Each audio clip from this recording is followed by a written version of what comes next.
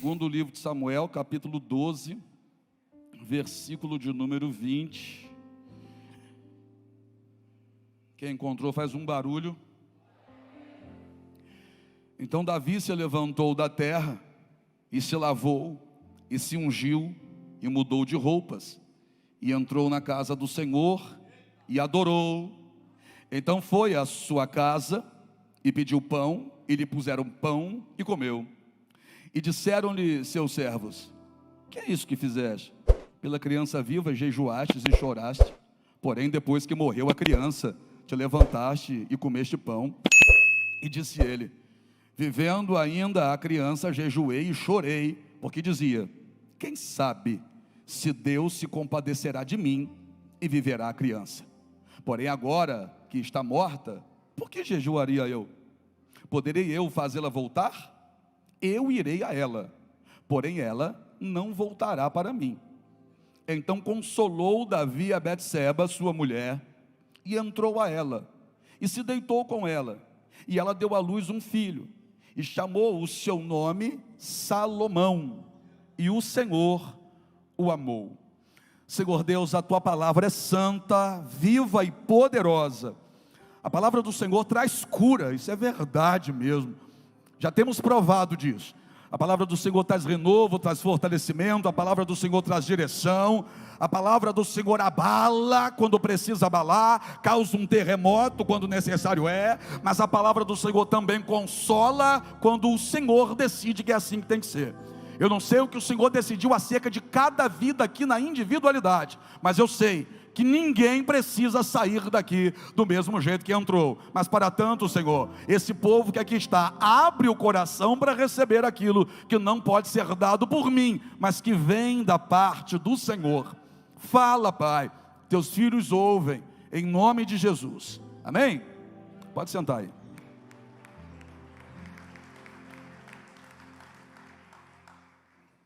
A gente conhece a vida de Davi, e até quem não conhece Bíblia, conhece o Davi por conta do fator Golias. Golias foi um divisor de águas, né? Na vida de Davi, no ministério de Davi, no chamado de Davi, diga como quiser. Mas o fato é que até Golias, Davi era visto de um jeito. Depois de Golias, Davi passa a ser visto e respeitado de uma outra forma. Então a gente conhece Davi, a grande maioria de nós conhece Davi por causa da queda do gigante. Mas se a gente for mais atrás, a gente percebe que Davi viveu coisas semelhantes a coisas que nós também aqui já vivemos na vida. O quê? Davi viveu alguns períodos da vida dele, períodos de desonra. Desonrado onde deveria ser amado. Desonrado onde deveria ser saudado. Desonrado onde deveria ser abraçado, protegido, guardado, amado, abençoado. Mas não foi. No seu próprio ninho, Davi vai receber a desonra. E quando eu digo ninho, eu estou falando da família dele. A gente conhece um pouco da história de Davi e sabe que a família de Davi o desprezava por algumas questões. Davi era ruivo, vermelho. E quando a gente fala que Davi era vermelho, e quando as pessoas olhavam para um Davi que era ruivo, vermelho, as pessoas, devido à sua religiosidade, traziam à mente aquilo que era Adão, porque Adão era vermelho. O nome Adão quer dizer vermelho. Adão era vermelho. Então as pessoas tinham na cabeça: o vermelho caiu, o vermelho pecou, e por conta do pecado do vermelho todos nós sofremos. Aí vem Davi ruivo, e as pessoas olham para Davi meio atravessado. Davi era o mais novo, e era naquela época o contrário do que acontece hoje, né? Hoje em dia, geralmente, o mais novo dentro da casa é o paparicado, não é verdade? É o filhinho caçula. Como eu não sou caçula, eu sei o que quer dizer isso, né? O filho caçula, geralmente, é mingauzinho na boca, é maçãzinha raspada, é ou não é? O filho caçula, pelo menos na minha época lá atrás, negócio de filho caçula, vocês lembram aqui da bala soft? Eita, que eu fui longe agora. A bala soft, para o filho caçula, a mãe cortava em 4 partes. e ainda pegava a bala soft e botava na boca para ver se não estava azeda. Se tivesse cortadinho direitinho, 4 partes, não tivesse azeda, aí colocava na boca do filho mais novo. O caçula na nossa geração sempre é o paparicado, mas lá atrás não. Lá atrás o primogênito é que era o honrado, o aplaudido, o paparicado, que era o primogênito que estaria assumindo toda a responsabilidade da casa e da família em caso da falta do pai. Então, primogênito era honrado lá atrás. E Davi era o caçula, a raspa do tacho. Davi era também pequeno, não bastava ser o caçula, era de pequena estatura. Quem olhava para Davi não via em Davi características suficientes para Davi, por exemplo, compor as fileiras do exército de Israel. Era o sonho de todo jovem para fazer parte do exército de Israel. Os irmãos de Davi faziam parte do exército de Israel e poderiam levá-lo, né? Mas não levaram para o exército, porque quem olhava para Davi, Davi era pequeno, Davi era baixote, Davi não tinha características nele que pudessem fazer alguém dizer, olha, esse aí vai ser um bom soldado. Então Davi era deixado de lado. Mas a gente sabe o que aconteceu, não é? Deus rejeita um homem chamado Saul. Saul que estava à frente de Israel, Saul que estava governando, mas já sem a presença de Deus, Saul que havia virado as costas para Deus, Deus rejeita Saul. E quem é Saul? Saul é um ex-ungido. Um dia foi ungido, mas perdeu a unção. Saul era um ex-ungido, virou as costas para Deus, deixou Deus de lado. Deus o rejeitou, e Deus achou a Davi. Achou. Salmo 89, Deus vai dizer, achei a Davi, o meu servo, com o meu santo óleo ungi, a minha destra o fortalecerá. Deus achou Davi. Então rejeita Saul e escolhe Davi. Samuel, que era o profeta, vai receber a ordem de Deus para encher o chifre de azeite e ir até a casa de Jessé, o belemita, porque Deus disse, olha, aprove a mim escolher dentre os filhos de Jessé alguém que vai reinar no lugar de Saul, porque a Saul eu já rejeitei. Samuel vai, e quando Samuel chega na casa de Jessé, Samuel encontra um cenário perfeito, aparentemente. A casa de Jessé aparentemente era perfeita, e Jessé quer passar isso para ele, porque dentro da casa de Jessé estão 7 filhos. Quantos filhos?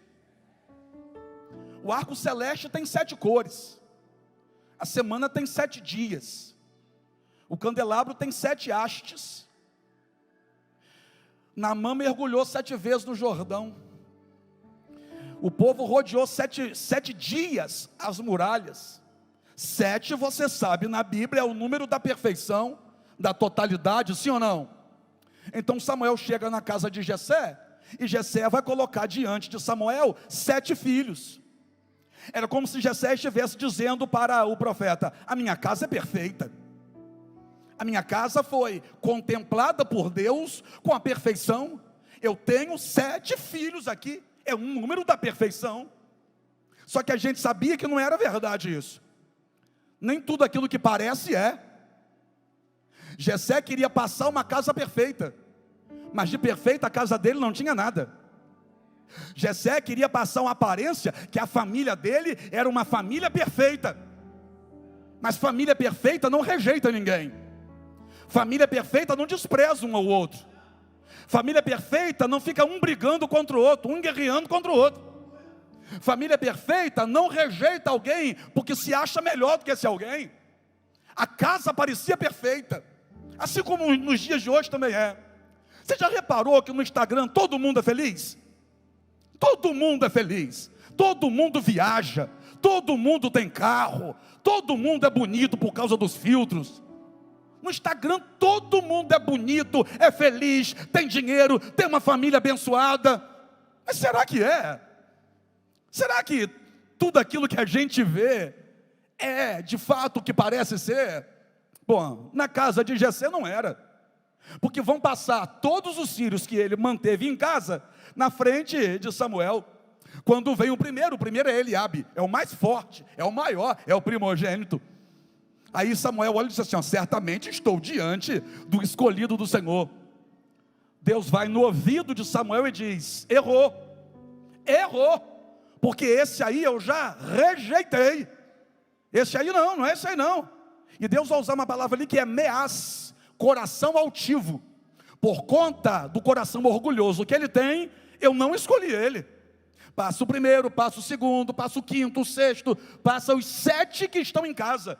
E Deus diz, não. Samuel está ficando sem entender. Aí passou todos diante dele, Deus não confirmou ninguém. Samuel vai até o pai, e ali naquele momento, a família perfeita vai ruir. A farsa da família perfeita vai ser descortinada.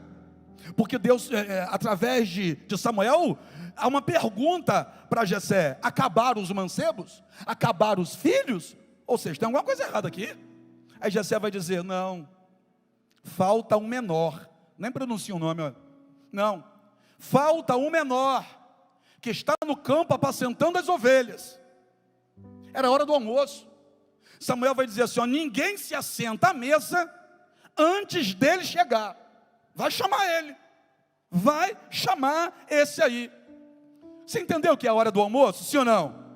Então, se era a hora do almoço, e Davi não estava em casa, é porque Davi não estava no grupo da família. Sabe o grupo do WhatsApp da família? Davi não estava no grupo da família. E vamos trazer para hoje, para você entender, que se fosse hoje em dia, né, o pai ia botar no grupo da família, gente, o almoço está na mesa. Aí quem estivesse lá fora chutando uma bolinha, empinando uma pipa, jogando uma baleba, ou no quarto jogando videogame, ia dizer, está na hora do almoço, a comida está na mesa. Só que Davi aqui não está sendo informado que o almoço está na mesa. Porque para eles que estão dentro da casa, pouco importa se Davi vai almoçar, se Davi vai comer, ou se uma fera vai comer Davi. Para eles tanto importa, pouco importa, não faz diferença. Davi não estava no grupo da família. Davi poderia crescer sendo revoltadinho. Davi poderia, se fosse hoje, ir para as drogas e dizer, é porque eu não tive apoio dentro de casa. Davi podia chapar a cara na cachaça e dizer, é porque eu fui maltratado na minha infância. Mas Davi tomou a decisão de fazer a coisa certa. Que fazer o errado ou fazer o certo depende de decisão. Ou eu decido fazer o errado, ou eu decido fazer o certo. Esse negócio de ficar botando culpa em passado não cola. Não cola. A gente precisa assumir as nossas responsabilidades. Eu enchi a cara, por quê? Porque queria. Eu usei droga, por quê? Porque quis. Eu fui para o buraco, por quê? Porque trilhou o caminho que te levou para o buraco, andou com quem não era para andar, fez o que não era para fazer. Escolhas, cada um de nós faz a sua. Davi tinha tudo para crescer revoltadinho, porque paternidade em casa ele não tinha. Ele não tinha um pai que cuidava dele, ele não tinha irmãos que cuidavam dele.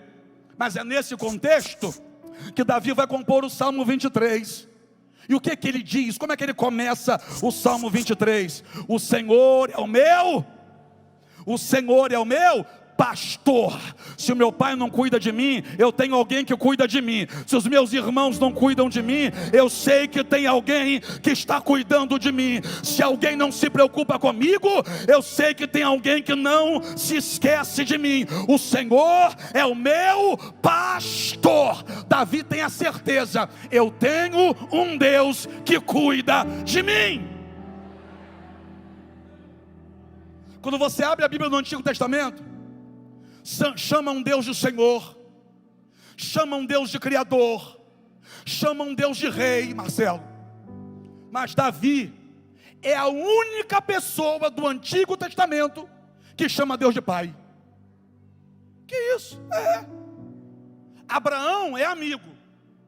Moisés fala com Deus face a face, como qualquer amigo fala com seu amigo. Mas quem tem a ousadia, a coragem de chamar Deus de Pai no Antigo Testamento é Davi, no Salmo 89. Porque para Davi, Deus realmente era um pai. Era assim que Davi olhava para Deus. E por que Davi olhava para Deus como um pai? Porque faltava o pai em casa, porque faltava amor em casa, porque faltava proteção em casa. Mas ele se sentiu abraçado, guardado, protegido, abençoado pela presença de um Deus que era o seu pastor, mas também dá a alegria a ele de poder chamá-lo de pai. Então Davi teve os seus altos e baixos na vida também. E nesse dia em que Jessé apresentou os filhos e depois mandou chamar Davi, nesse dia, Deus decidiu honrar Davi na frente de quem o desprezava. Porque Deus sabia onde Davi estava. Como assim? No Salmo 89, Deus vai dizer: eu achei a Davi. Achou Davi onde? Cuidando de ovelhas. Então Deus não mandou Samuel ir lá no campo ungir Davi, no meio das ovelhas. Deus mandou Davi ir para casa para ungir Davi na frente de quem o desprezava, na frente de quem não cuidou dele, na frente de quem não honrava. Deus decidiu honrar. Eu vou repetir isso: na frente de quem desonrava Davi, Deus decidiu honrar a Davi. Então não se preocupe se alguém não está te honrando, Deus vai te honrar. Davi vai ser ungido dentro da casa dele, na presença dos irmãos. Davi sabia: eu tenho alguém que cuida de mim. E agora está mais claro ainda: eu tenho alguém que cuida de mim e ainda me honra onde eu fui desprezado. Só que Davi recebe essa unção ali, e a unção é tão forte que vai escorrer pelo rosto dele. Só que Davi não vai para o trono, Davi volta para o pasto, para cuidar de poucas ovelhas malhadas. Mas Davi está com óleo na cabeça, Davi está ungido. Então vamos lá: Saul é o ex-ungido, mas Davi agora é um ungido. E Eliabe, o irmão de Davi mais velho, é o que queria ter sido ungido, mas não foi. 3 personagens nessa nossa história de hoje: Saul, o ex-ungido; Eliabe, o que queria ter sido ungido e não foi; e Davi, aquele que tem unção na cabeça. Eu não sei quem você vai ser nesse contexto, mas vamos lá. Davi volta para o campo para cuidar de ovelhas. E o que que Deus vai fazer com Davi? Deus não unge Davi, coloca Davi no trono. Pergunta para mim por quê? Porque Deus sabia que Davi precisava amadurecer. Não é porque Deus te escolheu que quer dizer que você está pronto não, hein? Eu vou repetir isso: não é porque Deus te escolheu que quer dizer que você está pronto não. Deus te escolheu, mas Deus precisa também criar situações para você amadurecer. E ninguém amadurece sorrindo, ninguém amadurece no parque de diversão, ninguém amadurece descendo na roda gigante, ninguém amadurece correndo de montanha russa, levantando as mãos e dizendo uhul. Não, a gente amadurece na dor, a gente amadurece no confronto, a gente amadurece na dificuldade. Ninguém aqui amadureceu na facilidade, que facilidade não faz ninguém amadurecer. Davi volta para o campo, e é nesse tempo que Davi volta para o campo que algumas coisas estranhas começam a acontecer. Pergunta para mim o que? Aparece leão para comer a ovelha que Davi está cuidando. Rapaz, não tinha outro bicho para esse leão comer não? Não tinha um servo para esse leão correr atrás? Não tinha não? Não tinha um porco da Índia para ele engolir de uma bocada só? Não tinha nada disso, um javali para ele correr atrás. Tinha que ser as ovelhas de Davi. O leão aparece para comer as ovelhas de Davi. Sabe o que Deus fez? Deus deu a Davi uma força tão grande que Davi pega o leão e rasga no meio. Davi pega o leão, eu não sei como é que Davi, eu fico imaginando, né? Já que a Bíblia não diz como é que foi, eu fico imaginando Davi dizendo, vem. E quando o bicho vem de boca aberta, Davi agarra ele pela juba, dá umas 3 rodadas para ele ficar tonto, depois agarra na boca dele e rasga. Que é isso, apóstolo? Está na Bíblia? Não está na Bíblia, eu estou imaginando. Mas o fato é que Davi matou o leão. Pergunta para o teu irmão aí, ó, foi assim? Se você está dizendo para mim que não foi assim do jeito que eu falei, então como é que foi? Me apresenta uma pessoa que viu, para eu perguntar como é que foi. Me apresenta um cidadão que viu e narrou isso, para eu entender como é que foi. Me diz em que livro está escrito com qual mão Davi deu o primeiro soco na boca do leão. Onde é que está descrito a tática de Krav Maga que Davi usou para derrubar o leão e rasgar ele no meio? Não tem. Simples. Ninguém viu. Ninguém viu. Porque aquilo que é para Deus fazer você amadurecer, Deus vai fazer com você no canto. Deus te leva para o canto, para te dar experiências, para naquelas experiências, onde amigo não te ajuda, onde família não está vendo, onde não tem ninguém curtindo a tua foto, onde não tem ninguém te aplaudindo, mas Deus te leva para esse canto, para fazer você amadurecer. E como é que Deus cria situações para fazer Davi amadurecer? Deus faz Davi amadurecer, ensinando a Davi o valor das pequenas coisas. Ai, não, eu vou embora assim.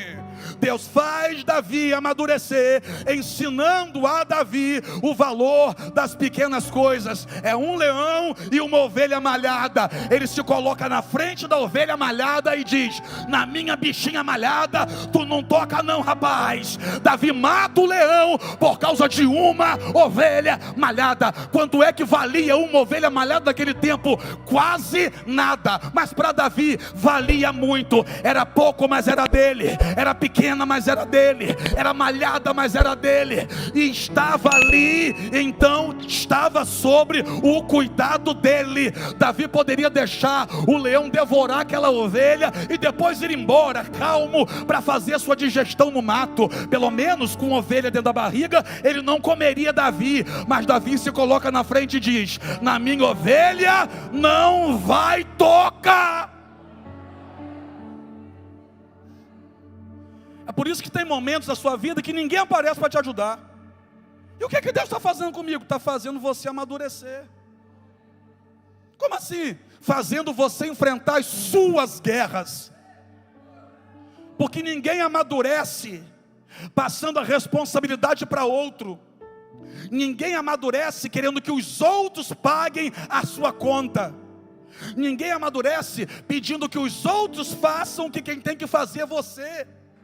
A gente só amadurece quando a gente mata no peito e diz assim: ó, se o problema é meu, quem tem que resolver sou eu. Se a dificuldade é minha, quem tem que ir atrás da solução sou eu. Se quem está no deserto sou eu, quem precisa lutar sou eu. Se o leão apareceu na minha frente, quem tem que enfrentar ele sou eu. Não é papai, não é mamãe, não é amiguinho, não é político, não é conhecido, não é vizinho, não é nem um pastor. Se o problema é meu, eu vou crescer resolvendo o problema que é meu. Vai cuidar da sua vida. Como assim? Porque a gente amadurece cuidando da nossa vida, não é cuidando da vida dos outros. A gente não amadurece querendo que os outros cuidem da nossa vida, querendo que os outros resolvam o nosso problema. Ninguém está vendo, mas ele está amadurecendo. Ninguém ajudou, mas ele está amadurecendo. E aí que ele não está pronto ainda não? Como assim? Porque tem gente que pensa que só porque matou um leão já está pronto, agora eu estou pronto. Não, tem um urso ainda. Não é porque você venceu uma que você está pronto para vencer todas. Calma aí, segura. Tem gente que já passou por um deserto e disse assim: agora, sai da frente que agora eu estou pronto para pregar, para cantar, para... Ei, aguenta aí. Isso aí foi só o primeiro. Está chegando um urso. Está chegando um urso. E como que o urso ataca? Já viu como é que o urso ataca? Você já viu como é que o urso ataca? O urso não ataca de baixo para cima. O urso ataca de cima para baixo. É com patada. O urso ele levanta na frente da presa e ele ataca de cima para baixo. Sabe aquela luta que vem para jogar você para baixo? Sabe aquele problema que vem para jogar você no chão? Sabe aquilo que se levanta contra você, que parece que é para te jogar no chão, ainda pisar em cima de você? São os ursos da vida que Deus permite que apareçam. Aí nessa hora a gente quer gritar: mamãe, papai, titio, vovó, me ajuda. Meu colega, meu amigo, por que ninguém vem? É porque esse urso aí, nas costas dele está escrito, ó, urso enviado para Davi. Você entendeu ou não? Tem luta que é tua, e na luta que é tua, Deus não vai deixar ninguém entrar.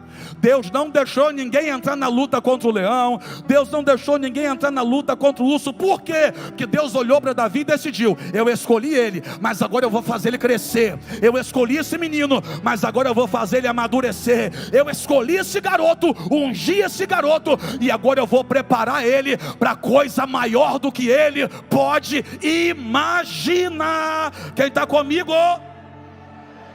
Então entenda: leão e urso foi para Davi amadurecer.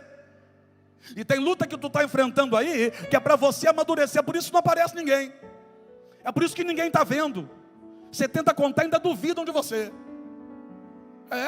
Sabe aquele momento em que você está passando por uma luta, não tem nem ninguém com quem você compartilhar?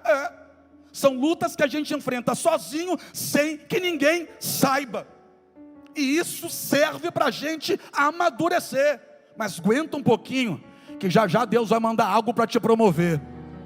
Olha aqui, se Deus mandou algo para você amadurecer, e você teve a coragem de enfrentar, então pode aguardar, já já está chegando coisa aí que Deus vai usar para te fazer promover. Você está entendendo? Deus vai promover você. Sabe você que matou o urso? Deus vai promover você. Sabe você que não correu do leão? Deus vai promover você. Aquilo que você fez sem ninguém ver, foi para te amadurecer. Mas já já, Deus vai te dar vitória na frente de muita gente, para você se promover. Aí Davi um dia chega em casa, aí o pai dele diz assim, ó, vai no campo levar alimento para os teus irmãos, ver como é que eles estão, e leva também para o capitão do exército e para o rei. Davi é alguém que tem azeite na cabeça, mas é alguém que tem azeite na cabeça, que já matou urso, que já matou leão, ou seja, tem maturidade. E quem tem maturidade não fica batendo boca. Quem tem maturidade não fica de briguinha sem sentido. Quem tem maturidade entende qual é o momento certo para cada coisa. Davi poderia dizer, que é isso, pai? Eu sou ungido, eu vou levar marmita para os meus irmãos. Não, quem tem maturidade não age desse jeito não. É para levar? Me dá aqui, eu levo. E como que funcionava naquele tempo? Quando alguém dizia assim, ó, vá no campo de batalha e busque notícia dos teus irmãos, ou busque notícia de tal pessoa, essa pessoa tinha que trazer uma prova. E que prova que era essa? Um pedaço do cabelo. Por exemplo, se eu fui enviado para ir num campo de batalha onde o Elbim está guerreando, o pai de Elbim pediu que eu fosse lá para ver se o Elbim está bem. Eu tinha que chegar no campo de batalha, cortar um pedaço do cabelo de Elbim e vir trazendo para o pai dele, porque aquilo seria a prova de que Elbim está vivo. Não podia ficar só na palavra. E Davi está sendo enviado ao campo para ver os irmãos e também para levar alimento. Aí Davi chega no campo de batalha, e quem é que está lá? O primeiro da fila é o irmão dele, Eliabe. Sabe o Eliabe, o que queria ser ungido e não foi? E quem queria ser ungido e não foi, sempre vai querer menosprezar a unção de quem tem. Porque Eliabe olha para Davi e diz assim, onde é que estão aquelas poucas ovelhas malhadas que você fica cuidando? Querendo desprezar. Que quem não tem, quer fazer você duvidar de que você realmente tenha. Só que você não precisa ficar provando nada para ninguém, porque você sabe que Deus já te deu muita vitória. E se Deus já te deu aquelas vitórias lá, é sinal de que Ele está contigo, sim. E nesse campo de batalha tem um gigante que está afrontando. Qual o nome do gigante? Golias. Qual o nome do gigante? Golias. E o que é aquilo? É a promoção de Davi. O leão e o urso eram para o amadurecimento, mas o gigante é para a promoção. Porque o leão e o urso ninguém viu, mas o gigante, Deus fará questão de que todo mundo veja. Aí o gigante está afrontando, está 40 dias afrontando, dia e noite, ou seja, 2 vezes afrontando por dia, 80 vezes esse gigante afronta. Quem é esse gigante? São aqueles problemas que cismam em te afrontar. E quando você olha para eles, a impressão que você tem é que de fato eles são muito maiores do que você. O gigante aos olhos naturais é maior do que Davi. O gigante aos olhos naturais é aquele que afronta. E aquele que é insistente na afronta. Ele já está afrontando há 40 dias, 2 vezes por dia. Sabe aquilo que insiste em afrontar? insiste em se levantar contra você, é representado por esse gigante aqui. Aí Davi chega e Davi vai ouvir a mesma afronta. E a maneira que Davi ouve é diferente, porque Davi é ungido. Eu vou dizer de novo. A maneira que Davi ouve é diferente, porque Davi é ungido. Quem é ungido ouve diferente, fala diferente, pensa diferente, enxerga diferente. Quem não é ungido ouve uma notícia e diz: ai, eu vou morrer. Quem é ungido ouve a mesma notícia e diz: praga nenhuma chegará na minha tenda. Quem não é ungido, diante de uma afronta diz: se levantaram contra mim, eu não vou aguentar. Quem é ungido, diante da mesma afronta, levanta a cabeça e diz: 1000 cairão ao meu lado, 10.000 à minha direita, mas eu não serei atingido. Quem não é ungido, quando houve um problema diz: eu acho que não vai ter jeito não, né? Mas quem é ungido diz assim: se a gente clamar, Deus abre esse mar, derruba essa muralha, divide esse Jordão. Se a gente clamar, Deus faz a terra tremer, mas Ele dá vitória para quem crê. Quem é ungido ouve diferente, pensa diferente e fala diferente. E ali naquele cenário tinha alguém que quis ser ungido e não foi, Eliabe. É por isso que está com medo. E tinha um outro que um dia foi ungido, mas não é mais. Quem? Saul, o ex-ungido. E agora? E agora também está com medo. Aí chega o Davi ungido. E quando Davi ungido ouve, Davi pergunta assim: o que se fará ao homem que vencer esse gigante? E Davi pergunta isso por 3 vezes. E por 3 vezes a resposta é a mesma: se casará com a filha do rei, vai receber ouro e prata da parte do rei, e a família, a descendência dele, nunca mais precisará pagar imposto em Israel. 3 vitórias. Vai casar com a filha do rei, vai receber ouro e prata, e nunca mais vai pagar imposto. Quantos gigantes tinham ali? Quantos gigantes tinham ali? Quantas vitórias? Quantos gigantes? Quantas vitórias? Ah, meu Deus, o gigante pode ser grande, mas maior é a vitória de quem tem coragem para jogar esse gigante no chão. É um gigante, mas tem 3 recompensas. Olha aqui para mim. Eu não sei qual é o gigante que está de pé afrontando você, mas se você derrubar esse gigante hoje, vai ter recompensa para você, vai ter recompensa para o teu casamento e vai ter recompensa para a tua descendência. Como assim? Olha o texto. Você, Davi, vai receber ouro e prata se ganhar, recompensa para mim. Você vai se casar com a filha do rei, bênção para casamento. E a tua descendência nunca mais pagará imposto, bênção para os meus filhos e para todos os meus descendentes. Que é isso? É vitória que Deus prepara para quem tem coragem para derrubar gigante. É bênção para você, é bênção para a tua casa e é bênção para a tua descendência. Quem quer isso? Dá glória a Deus aí. Aí Davi diz: eu quero esse negócio, eu vou, eu estou dentro, eu me apresento. Vai falar com o rei, porque o rei que tem que te autorizar a enfrentar o gigante. Aí Davi vai falar com o rei. Com quem? Davi vai falar com Saul. Aí Saul abre a boca para dar palpite. Olha o palpite que ele vai dar: você é pequeno, é muito jovem, é pequeno, e esse gigante é homicida desde novo. Olha o palpite de Saul: você não tem a menor condição de vencer esse cara. E quem é Saul? Saul é o mais alto de Israel, só para te lembrar. Saul é o homem mais alto de todo Israel, ele é o rei. E o mais alto de todo Israel está com medo do mais alto filisteu. E ele olha para um Davi que é muito menor em estatura do que ele, e está dizendo, está dando uma opinião. Olha a opinião dele, olha o palpite que ele vai dar: você é pequeno, ele é grande. Você não é matador, ele é matador desde a juventude dele. Saul vai dar palpite, mas só Deus tem uma direção para dar. Olha aqui para mim. Para dar palpite, tá assim, ó. Não dá. Para dar opinião na tua vida, dá assim de gente. Para te dar conselho construtivo, tem uns monte. É muita gente querendo opinar na tua vida, mas é só Deus que pode dar uma direção certa para você. Então tem hora, meu irmão, que a gente tem que ser um pouquinho grosso e dizer: me dá licença, mas eu não estou interessado em palpite não, porque eu já tenho uma direção que Deus me deu. Eu não estou te pedindo opinião, eu sei a direção que Deus já me deu. Ei, quem tem a direção não precisa de opinião. Eu vou repetir isso: quem já tem a direção não precisa de opinião. E Deus tem direção para te dar. Deus tem direção para te dar. Nada para Davi, gente.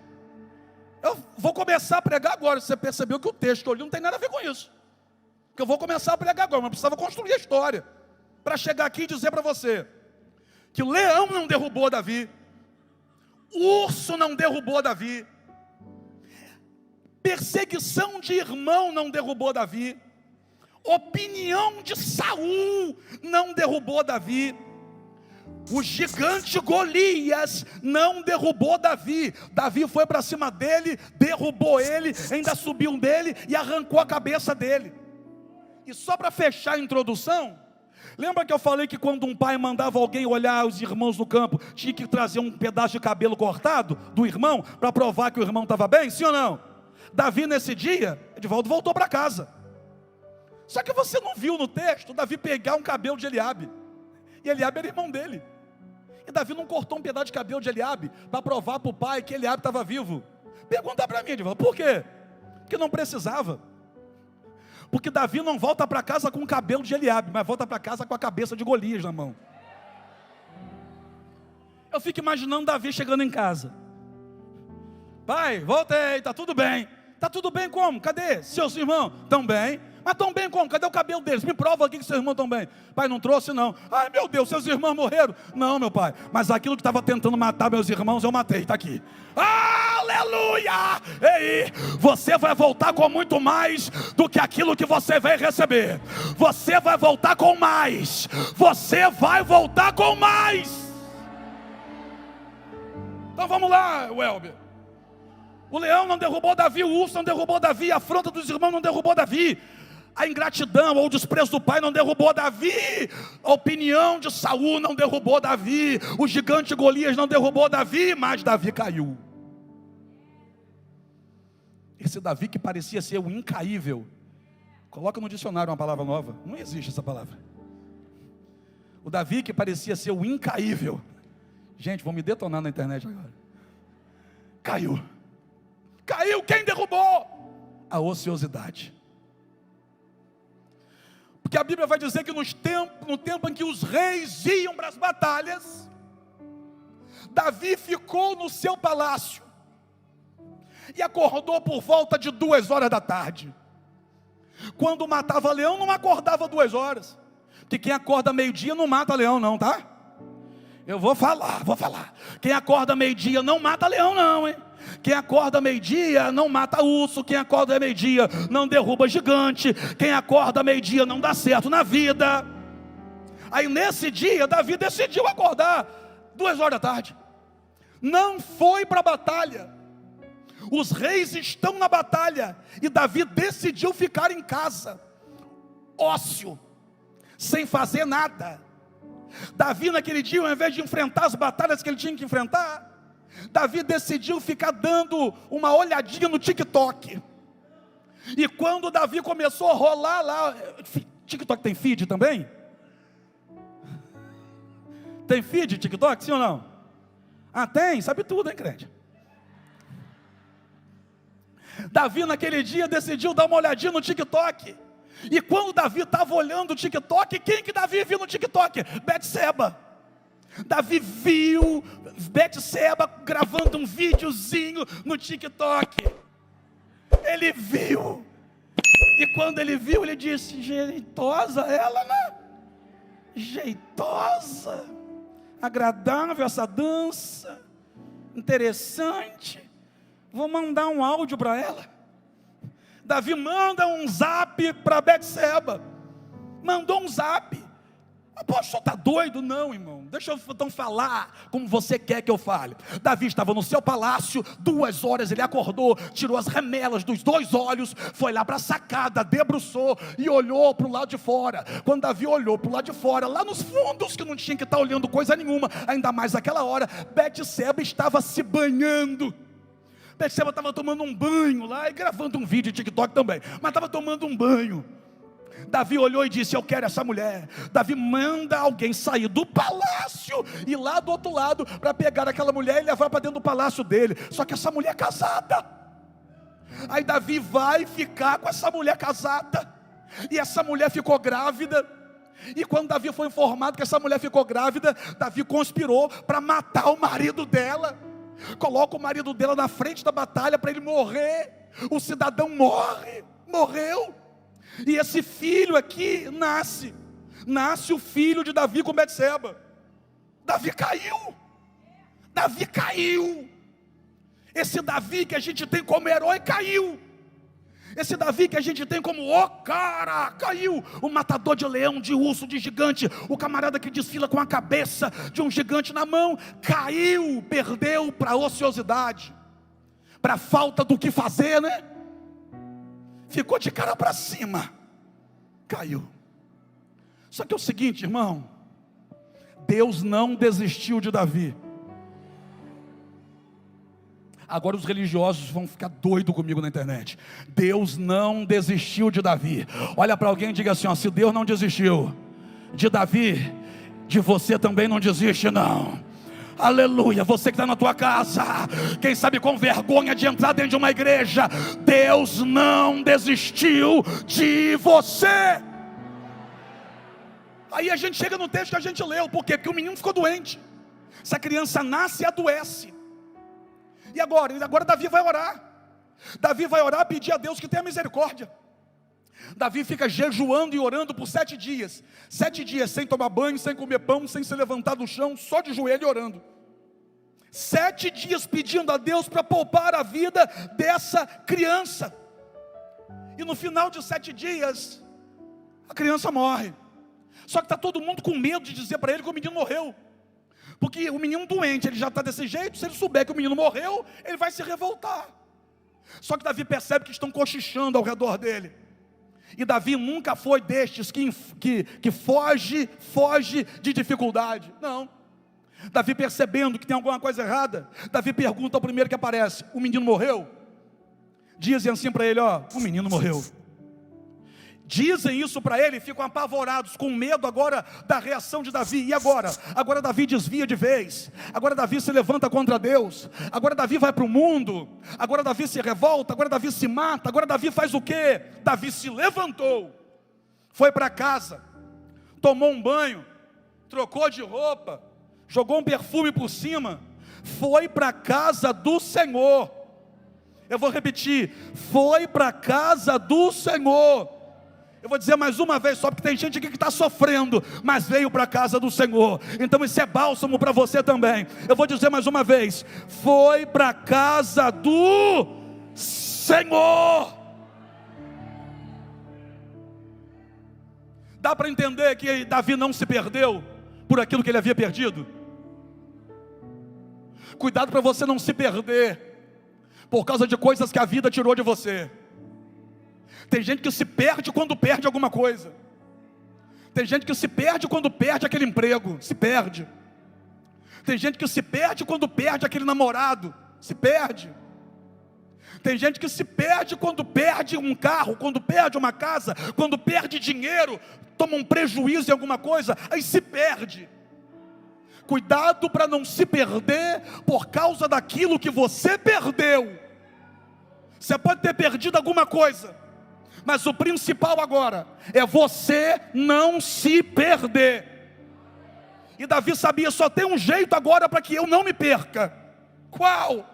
Eu vou para a casa do meu pai.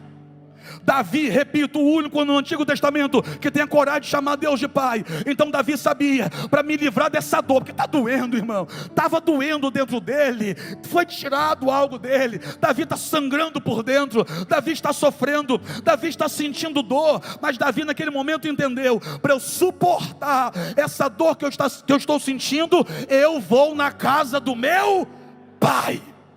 O meu Pai tem força para mim, o meu Pai tem renovo para mim, o meu Pai tem consolo para mim, o meu Pai tem restauração para mim, o meu Pai tem colo para mim, o meu Pai tem abraço para mim, o Pai tem.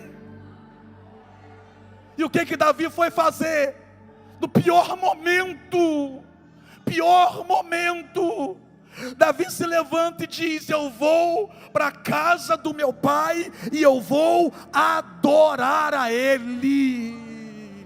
Aí mexe com a gente, porque Davi não foi na casa do pai pedir, Davi foi na casa do pai entregar. Davi foi na casa do pai e disse: eu vou adorar a ele, eu vou exaltar o nome dele. O que é isso? Davi deixa claro aqui que adorar é uma decisão.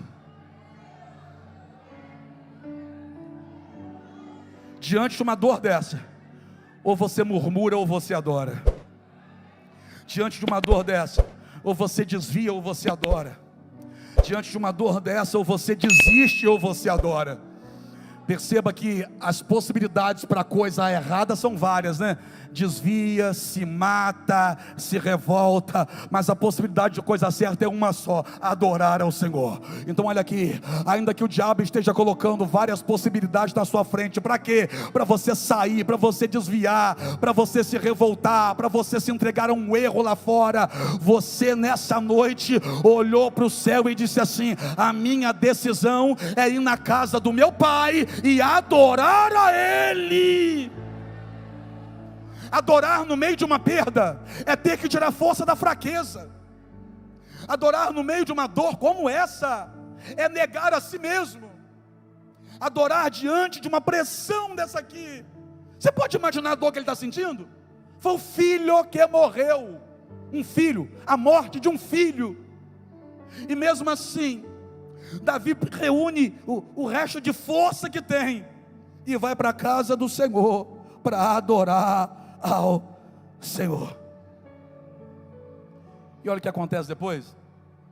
Ele foi para a casa do Senhor, levantou as mãos, adorou ao Senhor, e depois ele volta para casa e consola a mulher. A essa altura, essa mulher já é mulher dele. Ele consola a Betseba. Você está escandalizado? Porque é isso mesmo que aconteceu aqui no texto. Davi se casou com ela depois. Você fica chocado, não fica? É porque a religião te apresentou um Deus que é carrasco. Um Deus onde você só tem uma chance, e se você errar, acabou para você.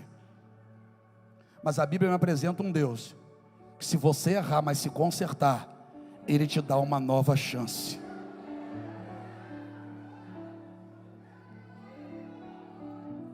Davi se casou com ela, e agora Davi volta para casa, porque se Davi perdeu o filho, ela também perdeu. Se ele sente a dor da perda de um pai, que ele é pai dessa criança, a mãe está chorando também porque perdeu o filho. É fácil para uma mãe sepultar um filho? É fácil para uma mãe carregar o caixão de uma criança e sepultar lá do lado de fora? Não. Como é que estava essa mulher por dentro? Destruída, arrasada, acabada.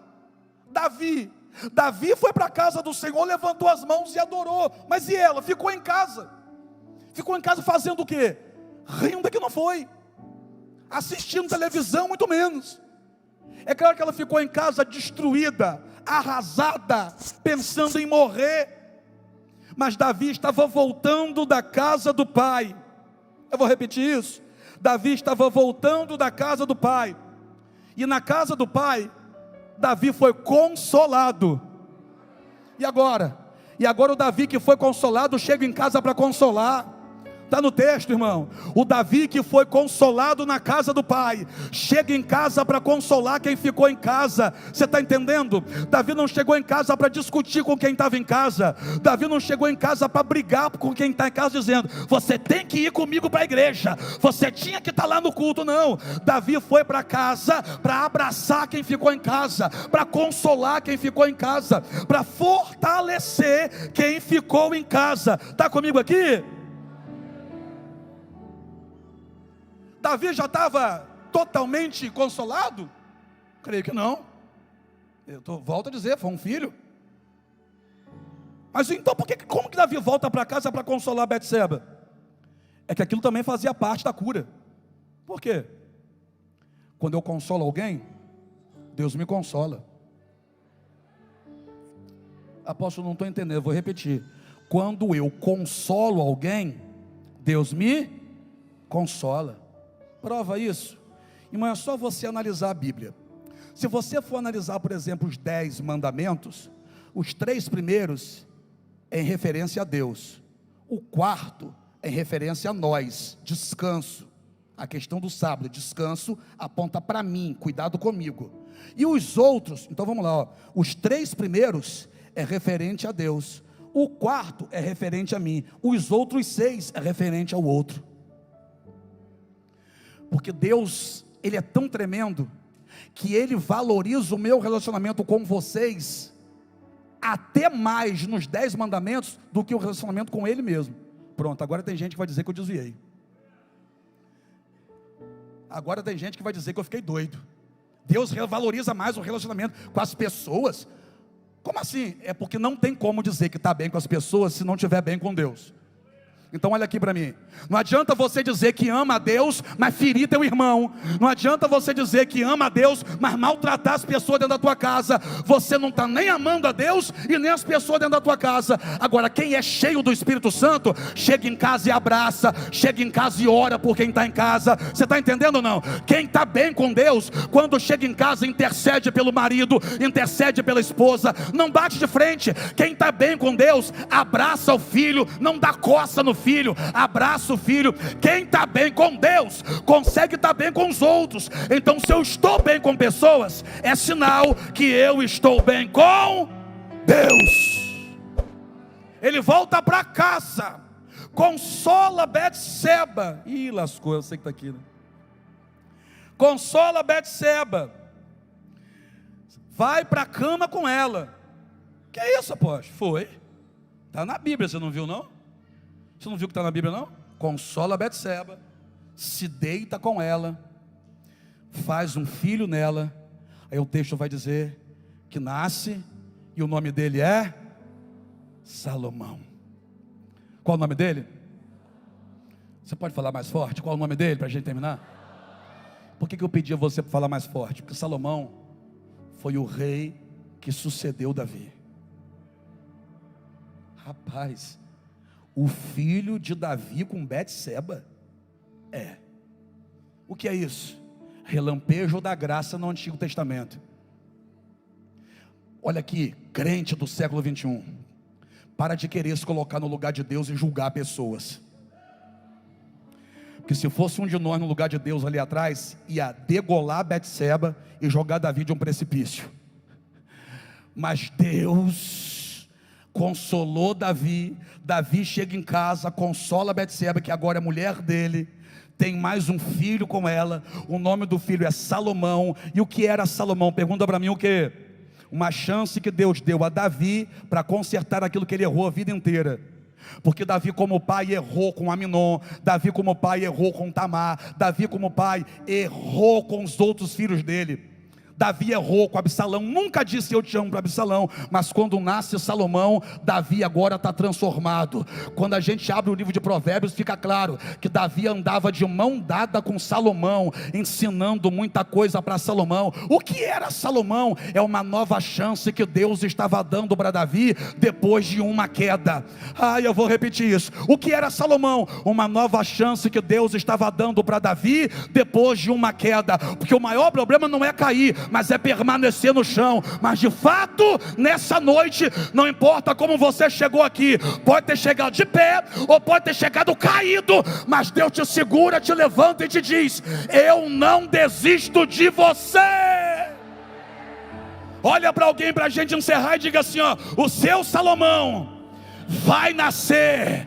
Teu Salomão vai nascer, vai ter continuidade. Alguém está pensando que você acabou, mas vai ter continuidade. Alguém está pensando que para você não tem mais jeito, mas tem nova chance para você. Alguém está dizendo: para aquela casa acabou. Deus olhou e disse: eu ainda tenho vitória para ele. Fique em pé para adorar a Deus, irmão. Levanta aí. Salomão só nasceu porque Davi não desistiu. Apóstolo, mas Davi caiu. Você não conhece Davi como o caído, conhece? Você conhece Davi como matador de gigante.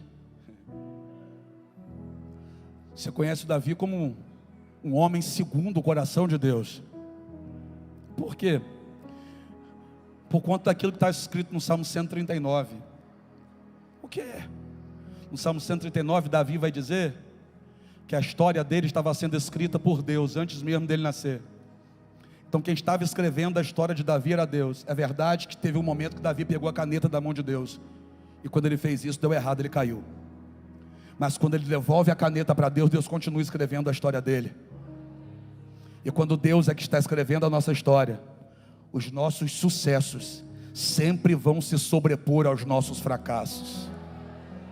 As nossas vitórias sempre vão ser mais lembradas do que as nossas derrotas.